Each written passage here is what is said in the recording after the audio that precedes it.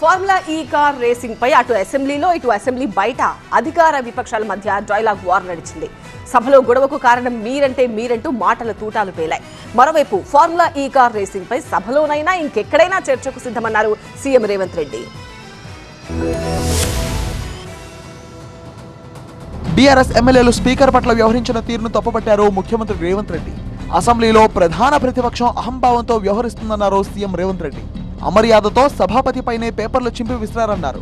చర్యలు తీసుకునే పరిస్థితి వచ్చినా స్పీకర్ ఓపికతో వ్యవహరించారన్నారు. మరోవైపు ఫార్ములా ఈ కార్ రేసింగ్ పై అసెంబ్లీలో చర్చకు పట్టుబట్టడం సీఎం రేవంత్ రెడ్డి స్పందించారు.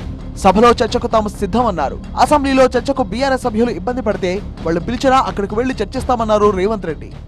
మీరెప్పుడు పిలిస్తప్పుడు ఇక్కడైనా ఎక్కడైనా ఇబ్బందులు ఉంటే వాళ్ళ పార్టీ ఆఫీస్కి అయినా కూడా వస్తాం అధ్యక్ష, మాకేం అభ్యంతరం లేదు.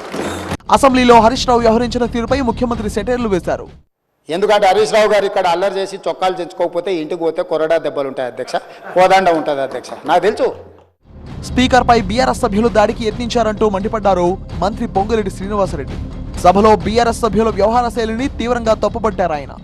ఇటువంటి గుండాగిరి, ఇటువంటి దౌర్జన్యం, ఇటువంటి రౌడీయిజం ఈ సభలో జరగకుండా ఉండే విధంగా మీరు చర్యలు చేపట్టాలని.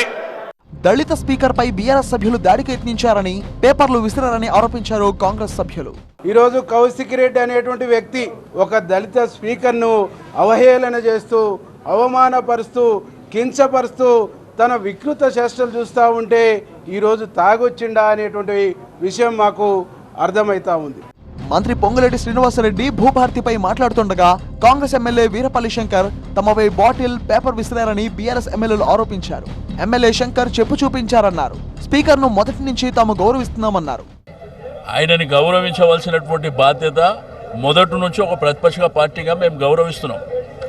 అక్కడ స్పీకర్ గారు ఇబ్బంది పడ్డట్టు కానీ లేకపోతే ఇక్కడ జరిగినట్టు కానీ అక్కడ ఆ పరిస్థితి లేదు. మొత్తంగా ఫార్ములా ఈ కార్ రేసింగ్ తెలంగాణ సెషన్స్ ను షేక్ చేసింది.